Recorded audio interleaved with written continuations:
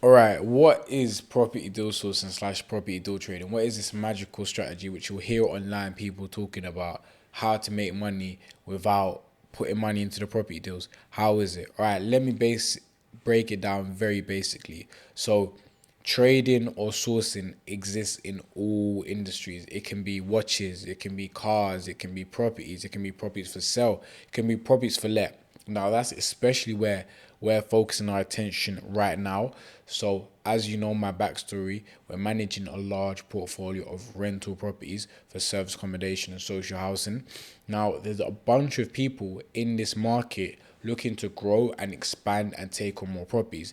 I myself included in my team.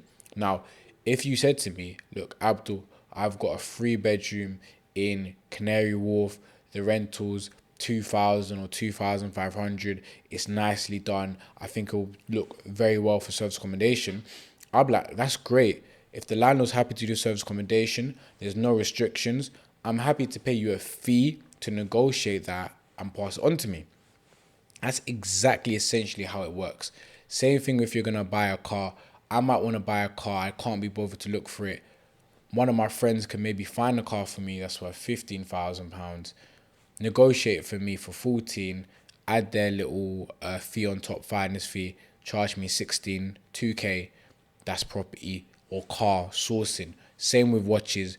A watch can be worth 15,000. You add your £1,000 finance fee on it. You sell it to an investor for 16,000. So it's essentially a middleman business, and your value is in your connections and your network and who you know. So that's why, although having knowledge of how it works is very important, the next best thing, or even the most important thing, is who you know.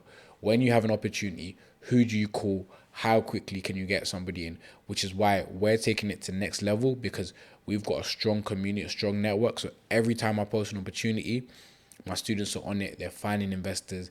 They're finding investors. I've got investors, and so on and so forth. So essentially, deal trading, deal sourcing, finding an opportunity, presenting that to an investor who's already invested in this market, and then collecting a finder's fee. And of course, we're going to talk about all the different ways to monetize.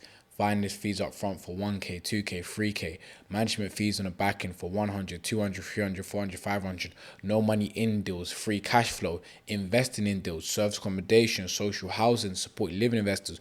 We're going to talk all about it, but the main concept, the main idea is finding a vendor or a landlord, somebody who wants to rent out their property in what we're doing in our example, and then finding an investor, corporate client, someone like myself who's happy and looking and willing and able to pay to rent a property. So that is rent to rent deal sourcing in a nutshell. Now there's multiple different types: buying properties, lease options, below market values, assisted sales, all of the different types of sourcing. It's the same concept: buyer, seller, you're a middleman.